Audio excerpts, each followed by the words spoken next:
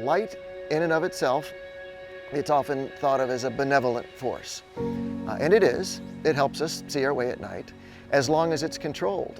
If it gets beyond our control, it can be a malevolent force. It's not good for us or anything else. Bundaberg is at the bottom end of the Great Barrier Reef Marine Park area. They're very lucky to have such an amazing ocean resource right on their doorstep, and they do absolutely understand that. The turtles that come to Mon Repos to nest and some of the other beaches are an extremely important part of our environment here. It's something that we're known worldwide for.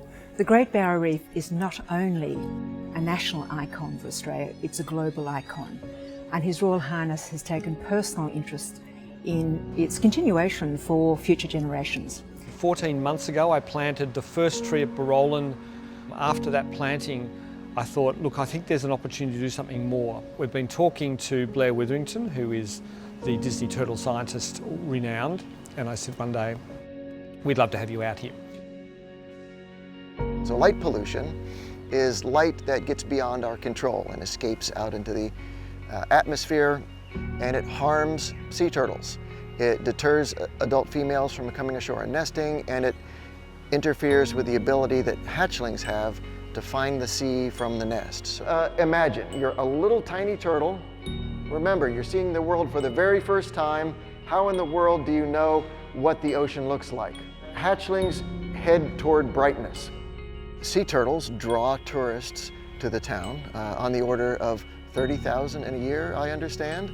A pretty important economic effect here locally. So just thinking about light is really important, and that can occur on an individual scale. And we might think that the light pollution problem is just really big and it's a composite of many different light sources.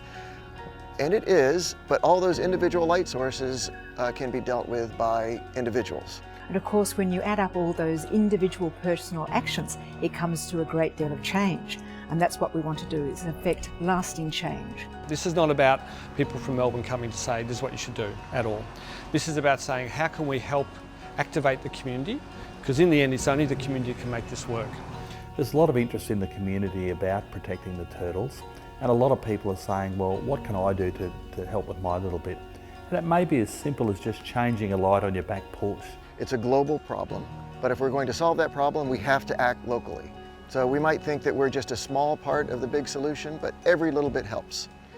It really does.